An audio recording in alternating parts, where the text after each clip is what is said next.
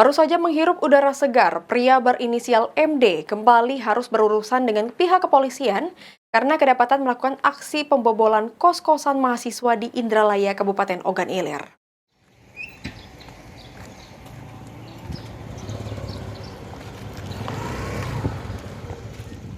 Inilah MD alias Marta, 24 tahun, warga Desa Permata, Indralaya Utara, Ogan Ilir, ditangkap petugas unit Reskrim Polres Ogan Ilir.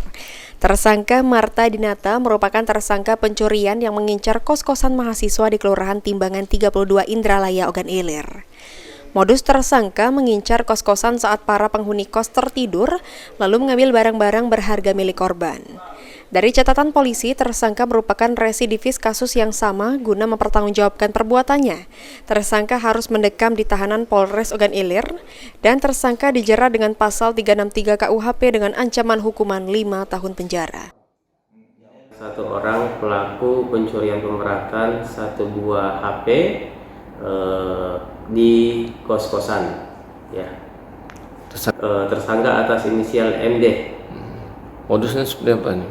Baik, jadi tersangka modus operandi yaitu dia mengambil handphone ataupun barang milik korban yang berada di kosan dengan berjalan melihat. Ahmad Romawi, PAL TV.